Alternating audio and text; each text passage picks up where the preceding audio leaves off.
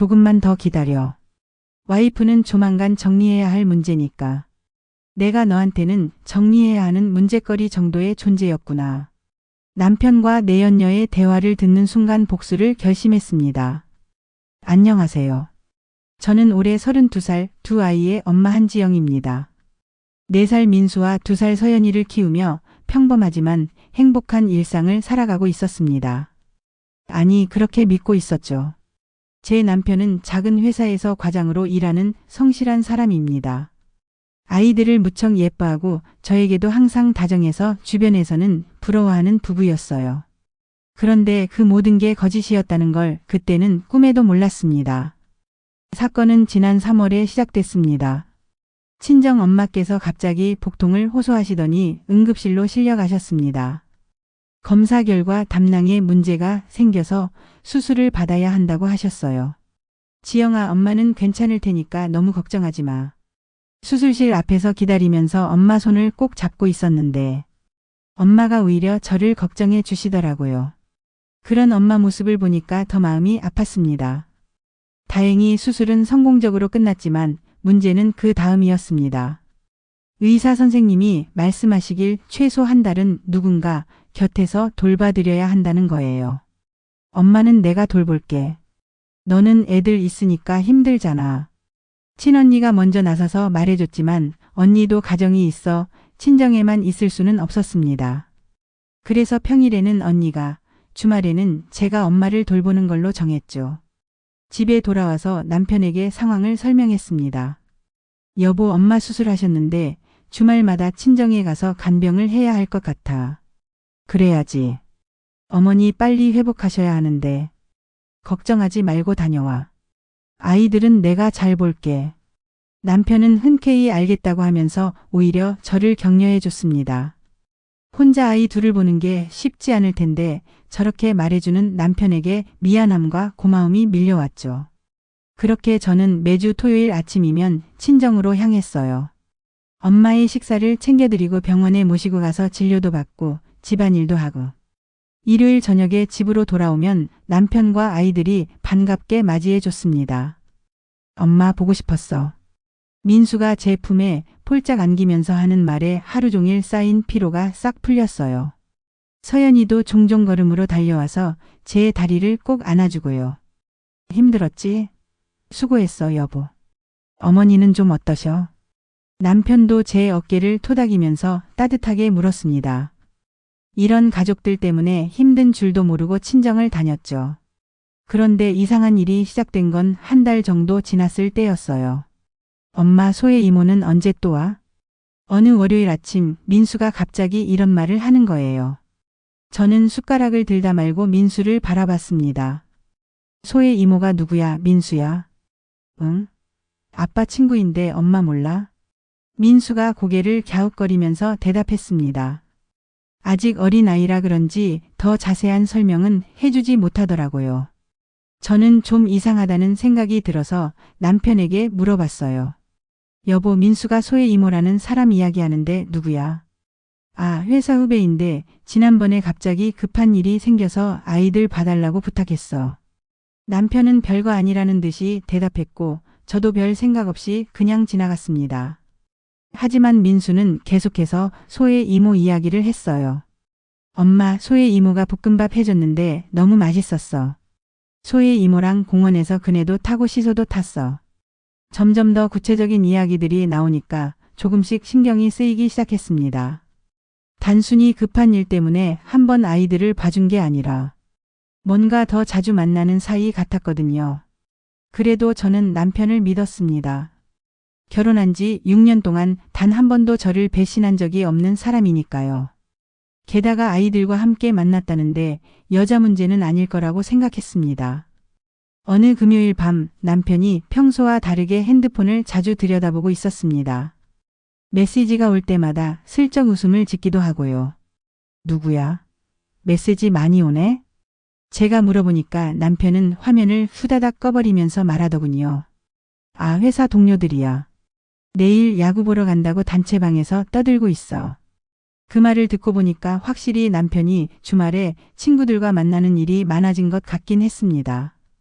전에는 제가 친정에 가면 아이들과 집에만 있었는데 최근 들어서는 친구들과 약속이 있다며 아이들을 데리고 나가는 일이 잦았거든요. 그때까지만 해도 저는 단순하게 생각했습니다. 아이들이 많이 자라서 이젠 데리고 다니기가 좀 수월한가 보다 하고요. 하지만 뭔가 찜찜한 기분은 계속 남아 있었어요. 특히 민수에게 들은 이야기가 자꾸 생각났습니다. 그러던 어느 일요일 평소보다 1시간 정도 일찍 집에 도착했습니다. 현관문을 열고 들어섰는데 거실이 평소와 조금 달라 보였어요. 정리가 너무 깔끔하게 되어 있고 공기청정기도 켜져 있고 게다가 살짝 좋은 향기까지 나더라고요. 아빠, 엄마 왔어. 민수가 소파에서 텔레비전을 보다가 저를 보고 뛰어왔습니다. 응? 벌써 왔어? 오늘은 일찍 왔네. 남편도 부엌에서 나오면서 조금 당황한 기색을 보였어요. 그런데 그때 소파 쿠션 사이에서 긴 머리카락 한 올을 발견했습니다. 웨이브가 살짝 들어간 갈색의 긴 머리카락이었는데 확실히 제 머리카락은 아니었어요. 저는 단발이거든요. 여보, 이게 뭐야? 제가 머리카락을 집어서 보여주니까 남편이 어깨를 으쓱하면서 말했습니다. 글쎄, 어디서부터 왔나 보지. 아까 낮에 나갔다 왔거든. 그럴듯한 대답이었지만 뭔가 석연치 않았어요. 외출해서 다른 여자 머리카락이 묻어서 소파에 떨어질 확률이 얼마나 될까요? 그날 밤 잠자리에서도 계속 그 머리카락 생각이 났습니다. 민수가 계속 말하던 소의 이모 남편의 행동들, 그리고 오늘 발견한 머리카락까지. 뭔가 연결되는 것 같으면서도 확실하지 않아서 더 답답했습니다. 설마 에이, 아니겠지? 마음 한구석에서 불길한 예감이 스멀스멀 올라왔지만 저는 억지로 그런 생각을 떨쳐버리려고 했습니다. 남편을 믿어야죠. 6년 동안 함께 살면서 쌓아온 믿음을 하루아침에 무너뜨릴 수는 없으니까요. 하지만 그때부터 저는 조금씩 주의 깊게 관찰하기 시작했습니다. 혹시나 해서 말이에요. 그런데 정말로 혹시나가 역시나가 될 줄은 그때는 몰랐습니다. 제가 그토록 믿었던 남편이 저를 이렇게 배신할 줄은. 그 머리카락을 발견한 이후로 저는 평소와 다른 시각으로 집안을 살펴보기 시작했습니다. 뭔가 이상한 게 있을 것 같은 기분이 들었거든요. 그러고 보니 어느 순간부턴가 민수가 갑자기 소의 이모 이야기를 안 하는 거예요. 민수야, 소의 이모는 언제 또 온대? 제가 물어봤더니 민수가 고개를 갸웃거리면서 대답했습니다. 소의 이모? 지난번에 민수가 소의 이모 이야기했잖아. 잘 모르겠는데. 민수가 정말 모르는 것 같은 표정을 지었어요. 4살 아이가 벌써 거짓말을 배웠을까요? 아니면 정말로 기억을 못하는 걸까요? 뭔가 수상했습니다. 소의 이모 이야기를 자주 하던 아이가 갑자기 입을 다문 게 이상했거든요. 다음 주 토요일 친정으로 출발하기 전에 저는 일부러 집안을 꼼꼼히 둘러봤습니다. 거실 탁자 위 소품들, 화장대 위 화장품 위치, 심지어 냉장고 안에 뭐가 들어있는지까지 기억해두고 나갔죠. 친정에서 엄마를 돌보면서도 마음 한구석이 계속 신경 쓰였습니다. 민수가 갑자기 왜 입을 다문 걸까? 혹시 누가 뭐라고 한 건 아닐까? 일요일 오후에 집으로 돌아와서 슬쩍 주변을 살펴봤는데 제 화장품 위치가 조금씩 달라져 있었습니다. 그리고 무엇보다 공기가 달랐어요. 여자 향수 냄새가 아주 희미하게 남아 있었습니다. 여보, 집에 누구 왔었어? 저는 최대한 자연스럽게 물어봤어요. 응? 집에 누가 와? 남편은 오히려 반문했습니다. 아니야, 그냥. 뭔가 냄새가 달라서. 냄새? 뭔 냄새? 나는 모르겠는데. 남편은 코를 킁킁거리면서 말했습니다. 하지만 제 눈에는 그 모습이 오히려 어색해 보였죠. 그날 밤 잠자리에 누운 후에도 잠이 오지 않았습니다. 남편은 옆에서 코를 골며 편안하게 자고 있는데 저만 혼자 천장을 바라보며 온갖 생각에 잠겼습니다. 다음 주도 마찬가지였어요. 집안 곳곳에서는 여전히 미묘한 변화들이 발견됐어요. 민수야, 엄마가 할머니 집 갔을 때 누가 집에 왔었니? 몰라. 아무도 안 왔어. 정말? 아빠 친구도 안 왔고? 응. 민수가 너무 단답으로 대답하니까 더 수상했습니다. 평소 같으면 이것저것 말하는 아이인데 말이에요. 그러던 어느 화요일 오후 결정적인 단서를 발견했습니다. 민수가 가지고 노는 스마트워치였죠. 민수가 낮잠을 자는 동안 워치를 충전하려고 집어들었는데 실수로 갤러리 버튼을 눌렀어요. 그런데 그 안에 이상한 사진들이 있었습니다. 민수 스마트워치에는 간단한 사진 촬영 기능이 있어요. 아이가 가지고 놀면서 여기저기 사진을 찍어놓곤 했는데 보통은 자기 장난감이나 TV 화면 아니면 자신의 얼굴을 찍었죠. 그날은 뭔가 다른 사진들이 있더라고요. 첫 번째 사진에는 낯선 여자가 서연이를 안고 있는 모습이 담겨 있었어요. 길고 곱슬곱슬한 머리카락에 하얀 피부 그리고 예쁜 얼굴. 손가락으로 사진을 넘겨보니 더 많은 사진들이 나왔습니다. 그 여자가 우리 집 주방에서 요리하는 모습. 민수와 함께 블록을 맞추는 모습. 심지어 우리 집 소파에서 편안하게 TV를 보는 모습까지. 마지막 사진에서 저는 온몸이 얼어붙었어요. 그 여자와 제 남편이 다정하게 함께 찍힌 사진이었습니다. 다정한 포즈로 웃고 있었고 배경은 우리 집 거실이었어요. 그 순간 그 여자가 누군지 깨달았어요. 박소희. 남편의 전 여자친구 박소희였어요. 몇 년 전에 남편의 인스타그램에서 봤던 얼굴이었습니다. 그때는 그냥 궁금해서 한번 봤던 건데 설마 그게 이런 식으로 도움이 될 줄은 몰랐네요. 저는 급하게 인터넷을 검색해 봤어요. 박소희라는 이름으로 검색하니까 인스타그램 계정이 나왔습니다. 프로필을 보니 프리랜서 디자이너라고 되어 있었어요. 최근 게시물을 보고 저는 더욱 확신했습니다. 지난 토요일에 올린 사진 중에 우리 동네 공원에서 찍은 사진이 있었거든요. 즐거운 주말 이런 캡션과 함께요.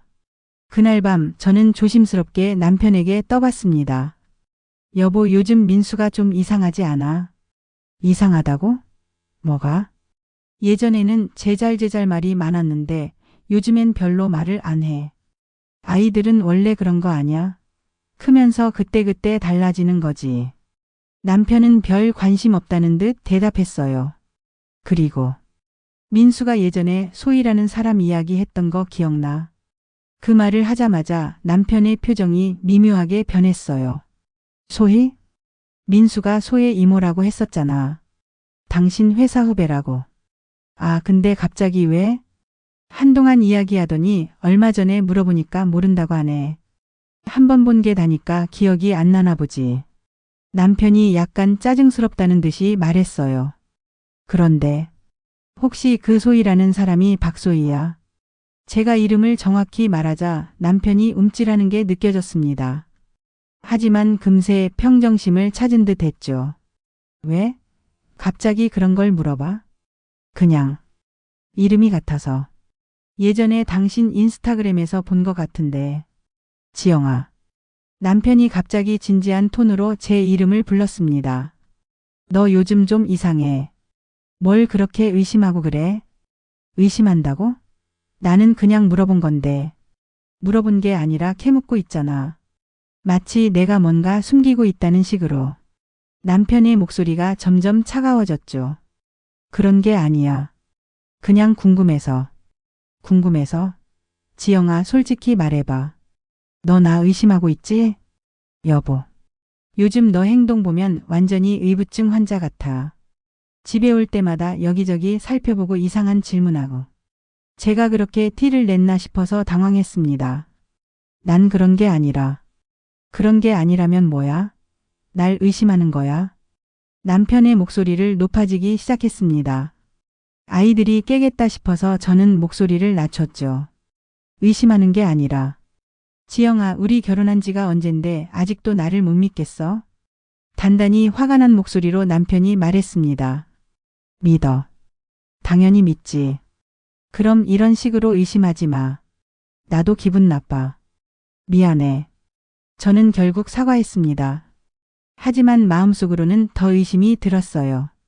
정말 아무것도 아니라면 이렇게까지 화를 낼 이유가 있을까요? 그날 밤 남편은 이런저런 얘기를 나누다 잠드는 평소와 달리 등을 돌리고 잠이 들었습니다.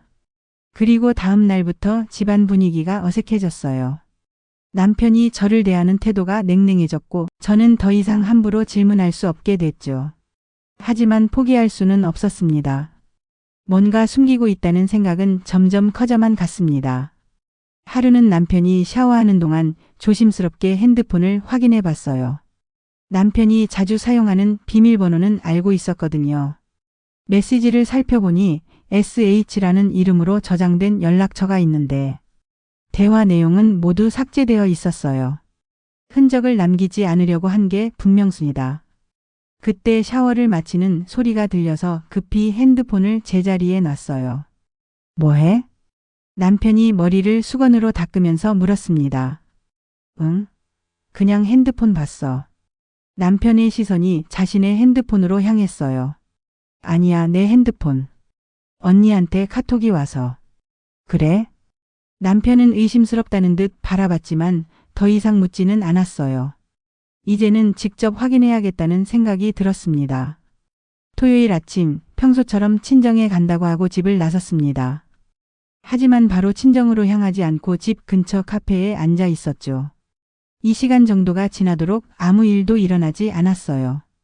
역시 내가 너무 예민했었나 하고 친정으로 향했습니다. 친정 엄마와 밥을 먹고 있는데 동네 친구에게서 전화가 왔어요. 지영아, 너 오늘 가족들이랑 공원에 갔었어?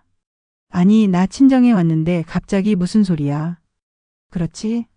아니, 공원에 갔다가 민수를 본 것 같아서 너한테 인사하려고 가까이 가려 했더니 모르는 여자한테 가서 안기더라고. 내가 착각했나 보네. 순간 숨이 턱하고 막히고 눈물이 날 것 같았습니다. 다른 사람 입을 통해 제가 의심하던 상황을 들으니 하늘이 무너진다는 게 이런 건가 싶었습니다. 다음 날 저녁 늦게 집에 돌아왔을 때 남편은 이미 아이들을 재우고 거실에서 TV를 보고 있었어요. 일찍 왔네? 어머니는 어떠셔? 응, 좀 나아지신 것 같아. 저는 최대한 자연스럽게 대답했어요. 그런데 어제 어디 다녀왔어?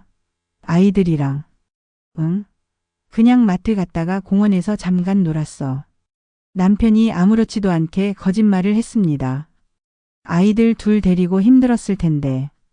괜찮아. 이제 좀 익숙해졌어. 저는 더 이상 말하지 않았습니다. 어차피 물어봤자 거짓말만 돌아올 테니까요. 그날 밤 잠자리에 누웠지만 잠이 오지 않았어요. 남편은 옆에서 편안하게 자고 있었지만 저는 온갖 생각이 머릿속을 맴돌았어요. 정말로 남편이 나를 배신하고 있는 걸까? 아니면 내가 너무 예민하게 반응하는 걸까? 하지만 모든 정황상 의심할 수밖에 없었습니다. 민수의 급작스러운 입단속, 집안의 미묘한 변화들, 스마트워치의 사진들, 그리고 오늘 들은 공원 이야기까지. 이제 더 이상 의심만 하고 있을 수는 없었어요. 확실한 증거를 잡아야 했습니다. 다음 날부터 저는 본격적으로 계획을 세우기 시작했어요. 더 이상 감정적으로 접근하지 않고 차분하고 치밀하게 진실을 파헤쳐 보기로 했죠. 그들이 제가 얼마나 바보인지 시험해보고 싶어 하는 것 같더라고요. 그렇다면 저도 그들이 얼마나 뻔뻔한지 알아봐야 하지 않겠어요. 제 대학 동기이면서 변호사인 친구 유리를 찾아 모든 내용을 털어놓았습니다. 유리는 이런 일이 생겼을 때 조언을 구할 수 있는 유일한 친구였죠. 지영아, 정말이야? 태준이가 그런 짓을? 유리는 제 이야기를 듣고 경악했습니다. 저희 부부를 잘 아는 사람이라 더욱 충격인 것 같았습니다. 그냥 감정적으로 따져봤자 손해야. 일단 확실한 증거부터 잡아야 해. 역시 변호사답게 금세 냉정한 판단을 해주더라고요. 어떤 증거를 모아야 할까? 사진, 영상, 그리고 시간과 날짜가 명확한 기록들. 법정에서 통할 만한 객관적인 증거들이 필요해.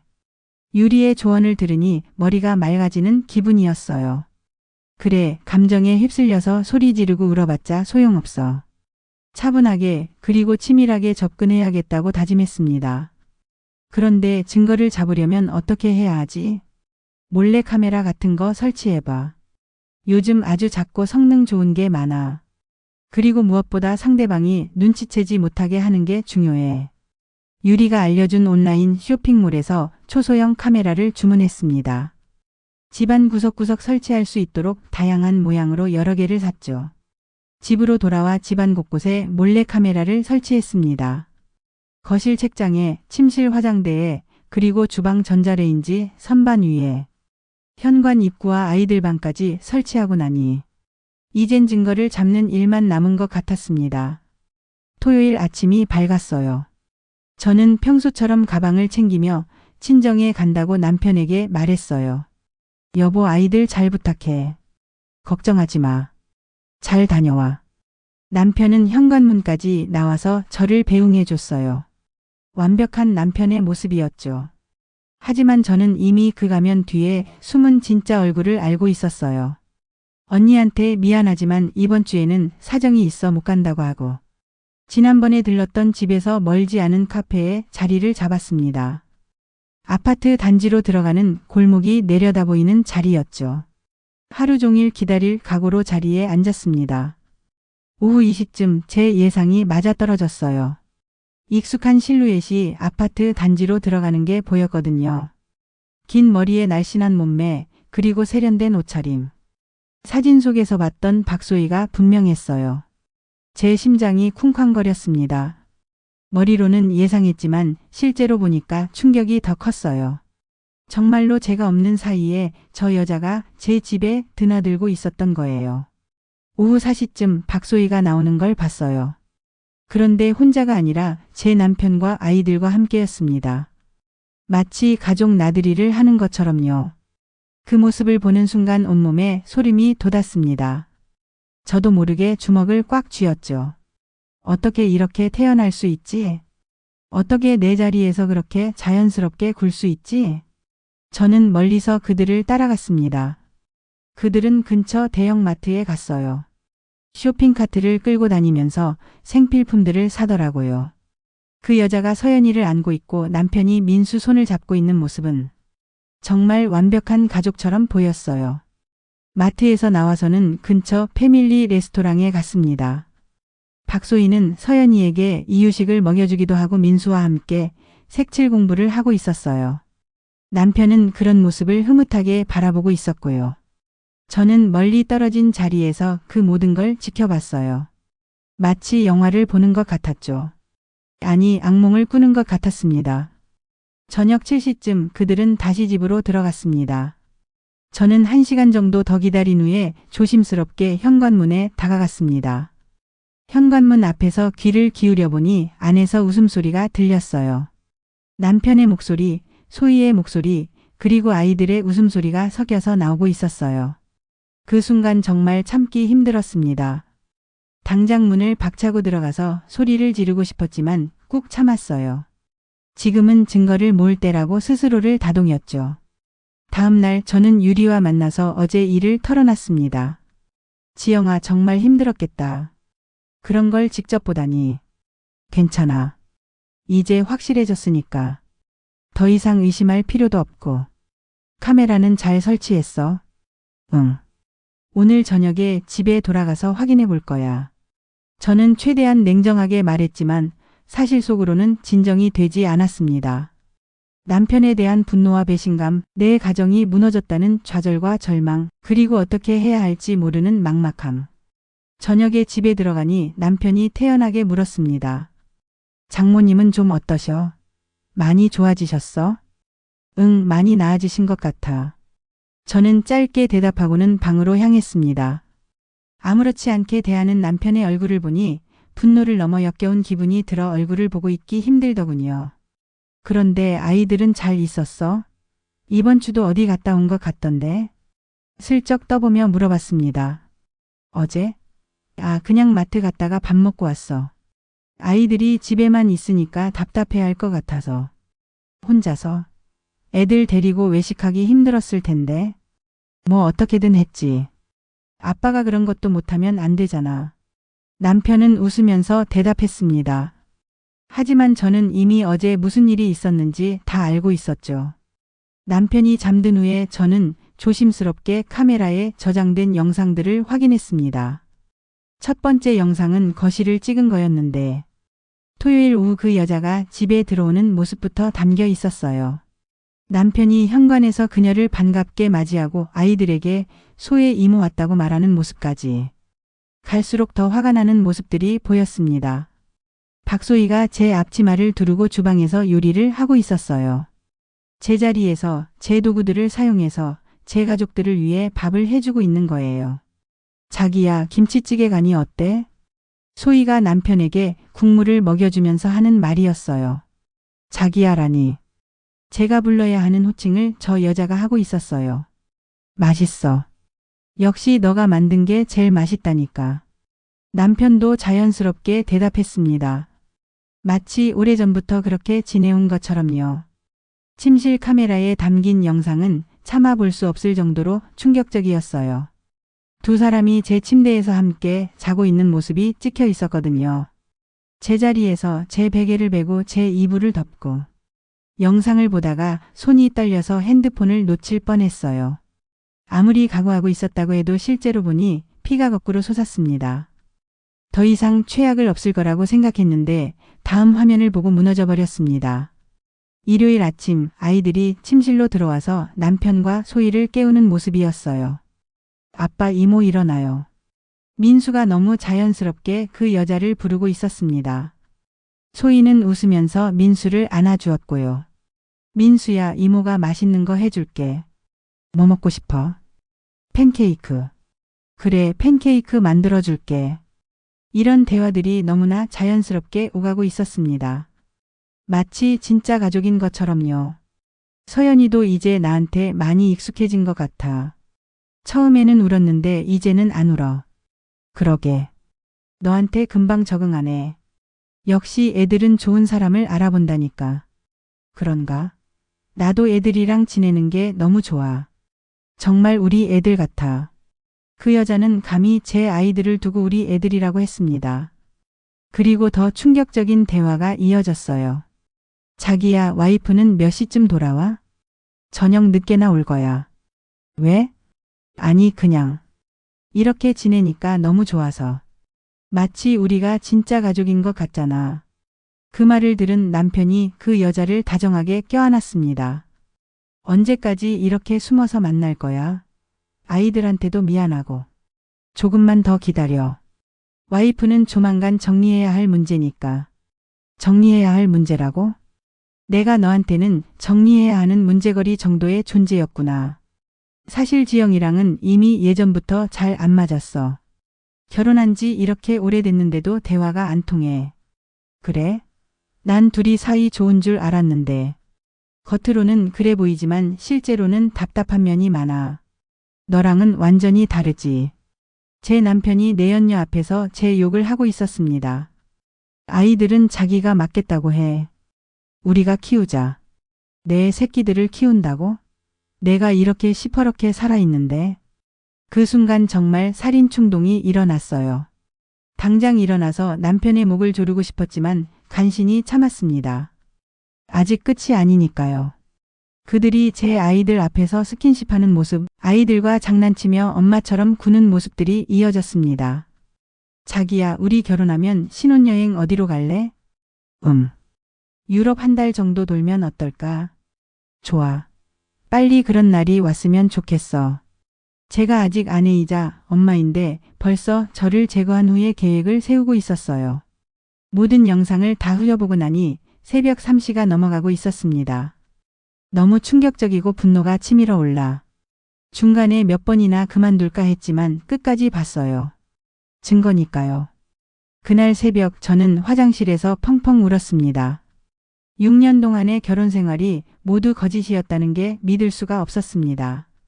제가 믿었던 남편이 이런 사람이었다니 전 뭘 하고 산 걸까요? 하지만 울기만 하고 있을 수는 없었습니다. 이제 확실한 증거를 잡았으니까 다음 단계로 넘어가야 했어요. 다음 날 아침 저는 남편에게 말했어요. 여보, 엄마가 많이 좋아지셔서 이제 친정에는 안 가도 될 것 같아. 벌써? 아직 완전히 회복하신 건 아니잖아. 순간 남편의 표정에 당황한 기색이 스쳤습니다. 아니야. 이제 많이 좋아지셨어. 자기 내가 집에 있는 게 안 좋은가 봐? 아니야, 그런 게 아니라. 그냥 무리하지 말라는 뜻이야. 남편은 얼른 표정을 바꿔서 다정한 모습을 연기했습니다. 하지만 저는 이미 그 가면 뒤에 진짜 얼굴을 알고 있었죠. 그날 오후 저는 유리와 만나서 모든 영상을 보여줬어요. 지영아, 이건 정말. 유리는 차마 말을 잇지 못했습니다. 이제 어떻게 할까? 일단 이 영상들을 안전한 곳에 백업해둬. 그리고 진짜 복수를 시작하자. 유리의 눈에서도 분노가 보였습니다. 저를 위해 화를 내주는 친구가 있다는 게 그렇게 고맙고 든든할 수가 없었어요. 어떤 복수? 그냥 이혼하고 끝나는 게 아니라 저 둘이 사회적으로 매장당하게 만드는 거야. 특히 태준이는 회사에서도 문제 삼을 만한 일이고 박소희는 프리랜서라고 했지. 클라이언트들한테 알려지면 일거리 끊길 거야. 유리의 말을 들으니 가슴이 시원해지는 기분이었어요. 그래, 저 둘이 제게 준 상처만큼 똑같이 돌려줘야 해. 그런데 어떻게 하면 효과적으로 알릴 수 있을까? 내가 방법을 생각해 볼게. 임팩트 있게 한 번에 터뜨릴 수 있는 방법 말이야. 그날 밤 저는 처음으로 편안하게 잠을 잘 수 있었습니다. 더 이상 의심하거나 추측할 필요가 없었거든요. 이제 모든 진실을 알았으니까요. 이제 남은 건 복수뿐이었어요. 그들이 제게 준 상처를 100배로 돌려줄 완벽한 복수 말이에요. 화요일 오후 저는 유리와 함께 카페에서 작전 회의를 했습니다. 테이블 위에는 노트북과 각종 서류들이 펼쳐져 있었죠. 지영아, 밤새 생각해봤는데 이렇게 하면 어떨까? 유리가 메모장을 보여주면서 말했어요. 일단 태준이 회사 상사의 연락처부터 알아내자. 그리고 박소희의 주요 클라이언트들도. 한 번에 모든 사람들한테 진실을 공개하는 거야. 어떻게 연락처를 알아내지? 태준이 핸드폰에 다 들어있을 거야. 평소에 회사 얘기 많이 하니까 상사 이름 정도는 알고 있을 거 아니야. 남편이 평소 이야기하던 김 부장님과 이 과장님이 떠올랐습니다. 박소희 클라이언트는 어떻게 알아내지? 인스타그램이나 포트폴리오 사이트 보면 나와 있을 거야. 프리랜서들은 대부분 작업물을 올리면서 클라이언트 회사 이름도 같이 태그하거든. 역시 변호사답게 치밀하게 생각하더라고요. 그런데 가장 중요한 건 타이밍이야. 언제 공개할 건지 정해야 해. 언제가 좋을까? 이번 주 토요일 어때? 태준이가 회사에 있으면 회사 사람들에게 미리 손을 쓸 수 있으니 출근 안 하는 날이 좋을 것 같아. 유리의 계획을 들으니 가슴이 두근거렸어요. 드디어 복수를 시작하는 거구나 싶었습니다. 수요일부터 본격적으로 준비에 들어갔습니다. 먼저 남편이 샤워하는 동안 핸드폰을 열어 연락처를 풀어보니 회사 동료들이 많이 저장되어 있었습니다. 김정훈 부장, 이진수 과장, 박현진 대리. 회사 사람들의 연락처를 전부 옮겨 적었습니다. 박소희의 정보는 인스타그램에서 얻었어요. 계정을 자세히 보니까 정말 많은 작업물들이 올라와 있었어요. 대기업 브랜딩 작업부터 중소기업 로고 디자인까지. 그리고 각 게시물마다 작업했던 회사 계정들이 태그되어 있었습니다. 이렇게 많은 클라이언트가 있네. 저는 일일이 메모장에 적었습니다. 대기업 협력업체, 심지어 공공기관 프로젝트까지. 꽤 큰 일들을 하고 있더라고요. 그 중에서 가장 큰 클라이언트는 K디자인이라는 대형 디자인 회사였어요. 박소희가 그곳과 1년 계약을 맺고 정기적으로 일을 받는다고 자랑스럽게 포스팅해 놨더라고요. 완벽해. 이 정도면 충분히 타격을 줄 수 있을 거야. 목요일에는 더 구체적인 계획을 세웠습니다. 지영아, 한 번에 효과적으로 터뜨릴 방법이 있어. 어떻게? 화상회의 프로그램 써봐. 줌이나 구글 미트 같은 거. 한 번에 여러 명을 초대해서 실시간으로 보여주는 거야. 그게 가능해? 당연하지. 요즘 다들 온라인 회의에 익숙하잖아. 긴급한 일이 있어서 잠깐 접속해주세요 라고. 태준이나 박소희가 보낸 것처럼 하면 대부분 들어올 거야. 유리의 아이디어는 정말 기가 막혔어요. 한 명씩 따로 연락해서 설명하는 것보다 한 번에 모든 사람들 앞에서 공개하는 게 훨씬 임팩트가 클 것 같았죠. 그런데 어떤 명목으로 초대하지? 태준이 관련해서는 업무 관련 내용 긴급히 상의 드릴 게 있다고 하고 그 여자 관련해서는 기존에 했던 작업에 대한 중요한 정보가 있다고 하면 돼.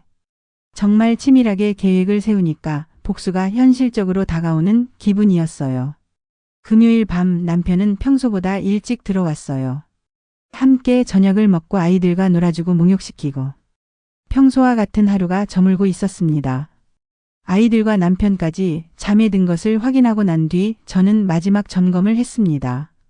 화상회의 프로그램 설정, 참가자 명단 확인, 그리고 가장 중요한 영상 파일들까지 모든 준비가 끝났어요. 토요일 아침이 밝았습니다. 평소와 똑같이 아침을 준비하고 남편과 아이들과 함께 식사를 했어요. 하지만 제 속마음은 전혀 평온하지 않았죠.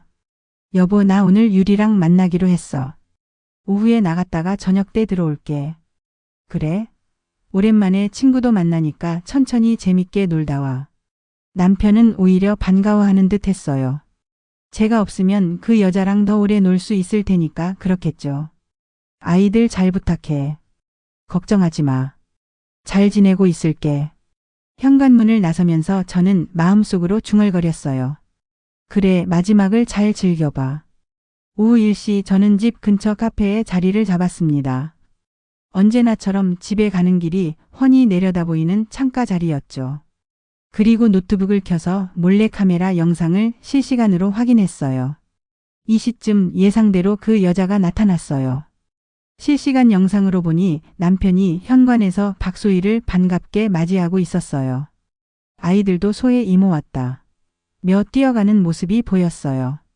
제 가슴이 무너져 내렸지만 꾹 참았습니다. 이제 곧 끝날 거니까. 3시가 되자 저는 첫 번째 화상회의를 시작했습니다. 남편 회사 사람들을 초대한 회의였죠. 안녕하세요. 김정은 부장님이시죠? 저는 김태준 과장의 와이프 한지영입니다. 네, 그런데 무슨 일이시죠? 김 부장님은 어리둥절한 표정을 지었습니다. 뒤이어 이 과장님, 박 대리님도 하나둘씩 접속했어요. 갑작스럽게 연락드려서 죄송합니다. 제 남편과 관련해서 꼭 알려드려야 할 일이 생겨서요. 무슨 일인데 이렇게까지? 직접 보여드리는 게 빠를 것 같습니다. 저는 미리 편집해둔 영상을 화면에 공유했어요. 남편과 박소희가 함께 있는 모습, 아이들 앞에서 스킨십하는 모습, 그리고 결정적으로 지영이와는 정리해야 할 문제라고 말하는 장면까지. 화면 속 참가자들의 표정이 점점 굳어지는 게 보였어요. 이게 정말입니까? 김 부장님이 당황한 목소리로 물었습니다. 네, 제가 직접 촬영한 영상입니다. 날짜와 시간도 모두 기록되어 있고요. 김 과장이 정말 이런 짓을. 이 과장님도 믿기 어렵다는 표정이었어요. 저희 회사는 임직원의 도덕성을 매우 중요하게 생각합니다. 특히 기혼자가 이런 부적절한 관계를. 박 대리님이 말끝을 흐렸어요. 물론 개인적인 문제일 수도 있지만 회사 이미지에도 영향을 미칠 수 있는 일이라고 생각해서 알려드린 겁니다. 잘 알겠습니다. 월요일에 김 과장과 면담을 해야겠네요. 김 부장님의 목소리에서 분노가 느껴졌어요. 남편은 이제 회사에서도 문제가 될 거예요. 첫 번째 화상회의가 끝나자마자 두 번째 회의를 시작했습니다. 이번에는 박소희의 클라이언트들이었죠. K디자인의 김 실장님이 가장 먼저 접속했어요. 안녕하세요. 박소희 디자이너와 함께 일하고 계신다고 들었는데. 네, 맞습니다. 무슨 일이신가요? 박소희 씨의 업무 신뢰성과 관련해서 꼭 말씀드리고 싶은 게 있어서요. 다른 클라이언트들도 하나둘씩 접속했어요. 모두 소희와 중요한 프로젝트를 진행 중인 사람들이었죠. 박소희 씨가 현재 유부남과 불륜 관계에 있고 그 남성의 아내인 저를 속여가면서 부적절한 관계를 유지하고 있습니다. 저는 박소희 관련 영상들을 보여줬어요. 제 집에서 마치 안주인처럼 행동하는 모습, 제 아이들을 우리 애들이라고 부르는 모습까지. 이런 도덕적 문제가 있는 사람과 계속 일을 하실지는 각자 판단하시기 바랍니다. 클라이언트들의 반응은 즉각적이었어요. 이런. 전혀 몰랐습니다. 우리 회사는 이런 문제가 있는 업체와는 협업하기 어렵겠는데요.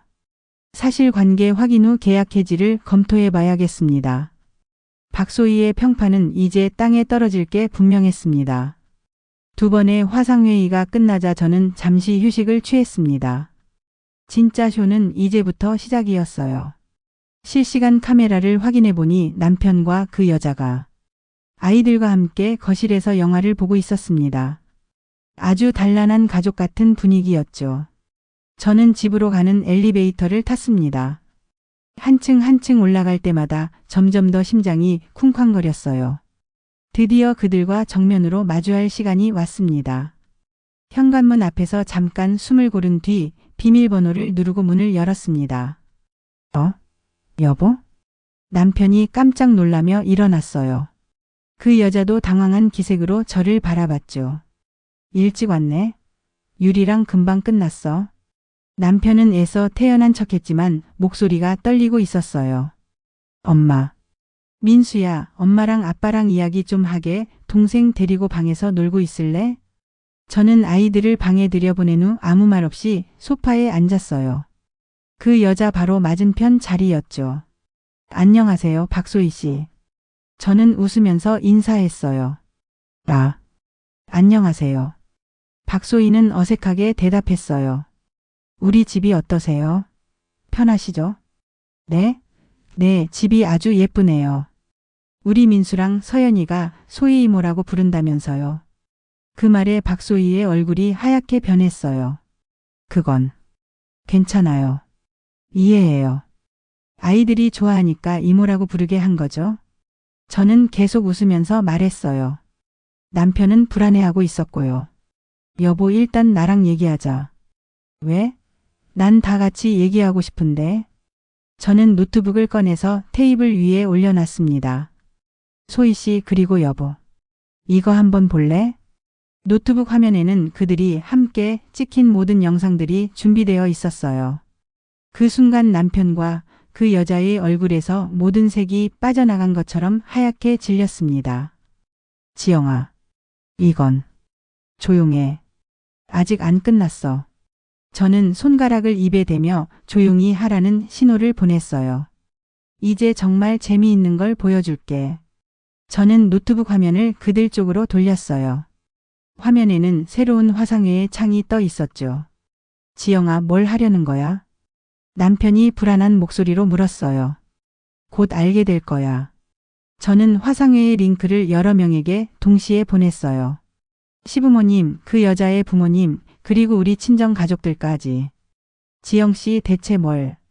박소희가 말을 하려는 순간 화면에 하나둘씩 참가자들이 접속하기 시작했어요. 첫 번째로 시어머니가 나타났어요. 지영아, 갑자기 화상회의라니 무슨 일이야? 어머님, 안녕하세요. 곧 설명해 드릴게요. 이어서 시아버지, 그 다음에는 박소희의 부모님까지 차례로 접속했어요. 마지막으로 우리 언니와 엄마까지. 모든 분들이 다 오셨네요. 그럼 시작할게요. 저는 심호흡을 하고 입을 열었어요. 여러분, 오늘 이렇게 급하게 모시게 된 이유는 중요한 진실을 알려드리기 위해서입니다.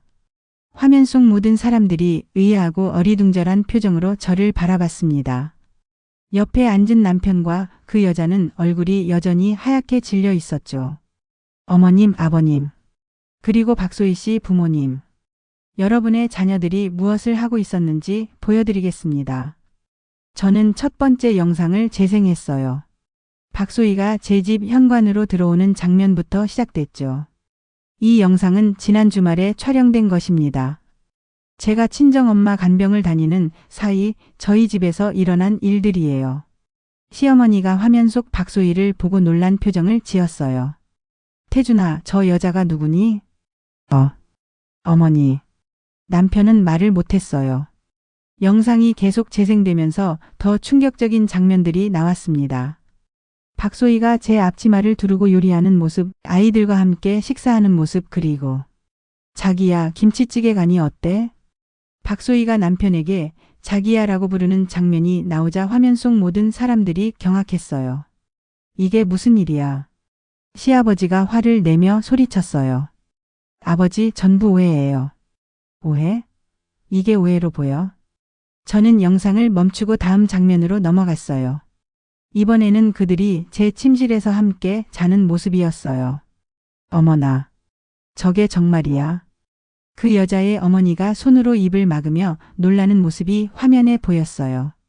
소희야, 내가 정말 그런 짓을 했어. 엄마, 이건. 그 여자도 변명을 하려 했지만 영상은 모든 것을 말해주고 있었어요. 가장 충격적인 건 다음 장면이었습니다. 아이들이 소희를 소의 이모라고 부르는 모습과 남편과 소희가 함께 나누는 대화였죠. 와이프는 조만간 정리해야 할 문제니까. 아이들은 자기가 맡겠다고 해. 우리가 키우자. 이 대화가 나오자 화면이 완전히 난리가 났어요. 야, 김태준. 내가 정신이 있는 거야. 시아버지가 화면을 통해 소리를 질렀어요. 지영이를 정리해야 할 문제라고? 너희가 뭔데? 우리 언니도 분노에 차서 외쳤어요. 그 여자 부모님은 너무 충격을 받으셨는지 아무 말도 못하고 있었죠. 여러분, 아직 끝이 아니에요. 저는 마지막 영상을 재생했습니다. 그들이 미래 계획을 세우는 장면이었습니다. 우리 결혼하면 신혼여행 어디로 갈래? 유럽 한 달 정도 돌면 어떨까? 좋아. 빨리 그런 날이 왔으면 좋겠어. 이 장면을 보고 시어머니가 완전히 폭발했어요. 이 미친놈아. 부인이 멀쩡히 두 눈 시퍼렇게 뜨고 있는데 내연녀랑 재혼 계획까지 세우고 있었어? 어머니, 정말 아니에요. 그냥 뭐가 그냥이야. 지영이가 우리한테 어떻게 했는데 이런 식으로 배신을 하냐. 남편은 이제 완전히 궁지에 몰렸어요. 모든 증거가 다 나왔으니 더 이상 변명할 것도 없었죠. 박소희, 너도 마찬가지야. 남의 가정을 이렇게 파괴하다니. 박소희의 아버지가 딸을 향해 화를 냈습니다. 아빠, 내 말 좀 들어봐. 무슨 말을 더 들어? 영상에 다 나와 있잖아. 저는 조용히 지켜보고 있었습니다. 가족들이 제 대신 할 말을 다 해줘서 제가 직접 화를 낼 필요도 없었거든요. 저는 남편과 박소희를 번갈아 보며 말했습니다. 여러분, 이제 아시겠죠? 제가 얼마나 철저하게 속았는지를. 화면 속 모든 사람들이 저를 안타까운 눈빛으로 바라봤어요. 지영아, 정말 힘들었겠구나. 시어머니가 처음으로 제 편을 들어주셨습니다. 괜찮아요, 어머니. 이제 다 끝났으니까요. 저는 마지막 카드를 꺼내 들었어요. 참, 그리고 오늘 오후에 태준 씨 회사분들과 소희 씨 클라이언트들에게도 이 영상들을 보여드렸어요. 뭐? 남편이 경악한 표정으로 되물었습니다. 김정은 부장님께서 월요일에 면담하자고 하시더라. 그리고 소희 씨 클라이언트들은 계약 해지를 검토하겠다고 하시고요. 그 여자가 완전히 절망한 표정을 지었습니다. 지영 씨, 제발 뭐요? 지금 와서 빌어봤자 소용없어요. 저는 가방에서 이혼 서류를 꺼내서 테이블에 내려놓았습니다. 여기 이혼 서류야. 서명해. 지영아, 다시 생각해봐. 다시 생각해볼 게 뭐가 있어? 이미 끝난 일인걸. 화면 속 모든 가족들이 아무 말 못한 채 저희만 지켜봤습니다. 재산 분할은 7대3으로 내가 가져갈 거고 양육권도 당연히 내가 가져갈 거야. 거부하면 이 영상들이 온라인에 퍼질 거야. 지영아, 그렇게 흥분하지 말고. 왜? 당신들이 나한테 한 짓에 비하면 아무것도 아니지 않아? 남편은 더 이상 아무 말도 못했습니다. 완전히 넋이 나간 표정이었죠. 그리고 박소희 씨. 저는 그 여자를 향해 돌아섰습니다. 앞으로 제 아이들 근처에 얼씬도 하지 마세요. 만약 다시 보이면 상간녀 소송 진행할 거예요. 박소희는 눈물을 흘리며 고개만 끄덕였어요. 저는 화상회의를 종료하기 전에 마지막으로 말했습니다. 오늘 이렇게 모든 것을 공개한 이유는 진실을 알려드리기 위해서였어요. 그리고 제가 혼자가 아니라는 걸 확인하고 싶어서였고요. 지영아, 우리가 있잖아. 걱정하지 마. 언니가 따뜻하게 말해 주었습니다. 고마워, 언니. 화상회의가 끝나고 나자 집안은 숨소리 하나 들리지 않았습니다. 남편과 박소희는 아무 말도 못한 채 넋을 놓고 있었어요. 박소희 씨, 이제 그만 돌아가시죠. 지영 씨. 정말 죄송해요. 사과는 받지 않을게요. 그냥 가세요. 박소희가 짐을 챙겨서 현관으로 향하는 동안 남편은 그저 멍하니 절 보고만 있었습니다. 그 여자가 나간 후 저는 남편과 마주 앉았습니다. 6년 동안 당신이랑 함께 살면서 이런 사람인 줄 전혀 몰랐어. 지영아, 미안해. 미안하다고 해결될 일이 아니야. 당신은 내 믿음을 철저히 배신했어. 남편은 고개를 들지 못했습니다. 아이들한테는 어떻게 말할 거야? 아빠가 나쁜 일을 해서 따로 살게 됐다고 할게. 아이들이 이해할 수 있는 선에서. 아이들은 가끔 보여줄 거지? 그건 나중에 생각해. 일단 당분간 보지 마. 남편은 더 이상 아무 말도 못했습니다. 그날 밤 남편은 짐을 챙겨서 집을 나갔습니다. 6년 만에 저와 아이들만의 시간이 시작된 거예요. 엄마 아빠는 어디 갔어? 민수가 궁금해하며 물었습니다. 아빠가 잘못한 일이 있어서 잠깐 떨어져 살기로 했어. 아빠 이제 안 와? 당분간은 안 올 거야. 민수는 시무룩한 표정을 지었지만 좋아하는 만화가 시작하자 금세 정신이 팔렸습니다. 아이들은 생각보다 빨리 적응하는 것 같았어요. 그로부터 일주일 후 남편은 회사에서 정직 처분을 받았어요. 그리고 박소희는 주요 클라이언트들이 모두 계약을 해지하면서 사실상 일을 할 수 없게 됐죠. 유리가 전해준 소식이었어요. 지영아, 완전히 사회적으로 매장당했어. 특히 그 여자는 업계에서 완전히 퇴출된 상태라고 해. 그래? 저는 담담하게 대답했습니다. 복수가 성공했지만 그렇게 기쁘지만은 않았거든요. 후회해? 아니, 전혀. 당연한 결과를 받은 거니까. 한 달 후 이혼이 정식으로 성립됐습니다. 제가 원하는 조건대로 모든 게 정리됐죠. 그리고 저는 아이들과 함께 새로운 집으로 이사했습니다. 예전 집에는 너무 많은 기억들이 남아 있어서 새로 시작하고 싶었거든요. 엄마, 새 집 너무 좋아. 민수가 방방 뛰면서 좋아했습니다. 서연이도 넓어진 거실에서 장난감을 가지고 놀며 즐거워하고 있었고요. 그래, 이제 우리만의 집이야. 새 집에서의 첫날 밤 아이들을 재우고 나서 저는 거실에 앉아 지난 일들을 되돌아봤어요. 정말 많은 일이 있었어요. 남편의 배신과 복수, 그리고 새로운 시작까지.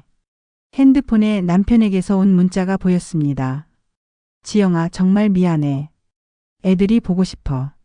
한 번만 만날 수 있을까? 저는 문자를 읽고 바로 삭제했습니다. 이미 끝난 일이니까요. 대신 유리에게 문자를 보냈어요. 고마워. 내가 없었으면 이렇게 깔끔하게 정리하지 못했을 거야. 뭘? 당연한 일 했을 뿐이야. 애들은 새 집에 적응 잘해? 응. 애들도 좋아하고 나도 만족해. 그럼 됐다. 힘든 일 있으면 언제든지 연락해. 창밖을 보니 별이 참 많이 보였어요. 예전 집에서는 볼 수 없었던 풍경이었죠. 6개월이 지난 지금 저는 온라인 쇼핑몰을 시작했습니다. 집에서 아이들을 돌보면서 할 수 있는 일이었거든요. 걱정과 우기로 시작한 쇼핑몰은 생각보다 잘 되고 있어요. 아이용품을 주로 팔고 있는데 두 아이를 키우는 엄마로서의 경험이 많은 도움이 되더라고요. 민수는 이제 5살이 되어서 유치원에 다니고 있고 서연이는 3살이 되어서 말도 제법 늘었어요. 엄마 아빠는 언제 와? 가끔 민수가 물어볼 때면 마음이 아프기도 합니다. 하지만 이게 우리에게 더 좋은 선택이었다고 생각해요. 민수야, 아빠는 멀리 가 있어. 대신 엄마가 더 많이 사랑해 줄게. 그럼 엄마가 아빠도 돼? 그래, 엄마가 아빠도 할게. 아이들은 생각보다 쉽게 받아들였고 오히려 예전보다 더 밝아진 것 같기도 했습니다. 친정 엄마도 완전히 회복하셔서 자주 저희를 도와주세요. 지영아, 잘했어. 그런 인간이랑 계속 살았으면 더 큰 상처받았을 거야. 네, 엄마. 이제 정말 홀가분해요. 어제는 유리와 함께 카페에서 차를 마셨어요. 지영아, 완전히 달라졌네. 표정도 밝아지고. 그래? 나도 그런 기분이야. 마치 새로 태어난 것 같아. 그래, 이젠 행복해질 일만 남았다고 생각해. 집에 돌아와서 아이들과 함께 저녁을 먹으면서 저는 생각했습니다. 정말 많은 것이 바뀌었지만 가장 소중한 건 변하지 않았다고. 엄마 사랑해. 민수가 갑자기 와서 안기며 말했어요. 엄마도 민수 사랑해. 서연이도. 서연이도 제게 달려와서 안겼어요. 이런 순간이면 정말 행복하다는 생각이 들었습니다. 비록 힘든 일들을 겪었지만 결국은 더 좋은 곳으로 온 것 같아서요. 여러분, 제 이야기를 끝까지 들어주셔서 정말 감사합니다. 제가 이 이야기를 들려드린 이유는 단순히 복수가 통쾌해서가 아니에요. 때로는 믿었던 사람에게 배신당할 수도 있지만 포기하지 않고 당당하게 맞서면 반드시 더 좋은 길이 열린다는 걸 말씀드리고 싶어서였어요. 지금도 어디선가 저와 비슷한 상황에 있는 분들이 계실 거예요. 그런 분들에게 말씀드리고 싶어요. 절대 혼자가 아니라는 것, 그리고 진실은 반드시 밝혀진다는 것을요. 저에게는 유리 같은 좋은 친구가 있었듯이 여러분도 주변을 둘러보시면 분명히 도움을 줄 수 있는 사람들이 있을 거예요. 가장 중요한 건 자신을 포기하지 않는 거예요. 저도 처음에는 어떻게 해야 할지 몰랐지만 차근차근 계획을 세우고 실행에 옮기니까 원하는 결과를 얻을 수 있었습니다. 물론 복수가 모든 것을 해결해 주지는 않아요. 상처받은 마음이 완전히 치유되는 데는 시간이 필요하죠. 하지만 적어도 억울하게 당하고만 있을 필요는 없다는 걸 알려드리고 싶었어요. 민수와 서연이가 건강하게 잘 자라주고 제 사업도 잘 되고 있어서 정말 감사해요. 하지만 무엇보다 이제는 거짓말과 배신이 없는 삶을 살 수 있게 됐다는 게 가장 기뻐요. 언젠가 아이들이 다 크면 이 이야기를 들려줄 날이 올지도 모르겠어요. 그때는 엄마가 얼마나 강한 사람인지 알겠지? 라고 말해줄 거예요. 그럼 제 이야기는 여기서 마치겠습니다. 긴 시간 동안 들어주셔서 정말 감사합니다. 여러분 모두 행복하세요.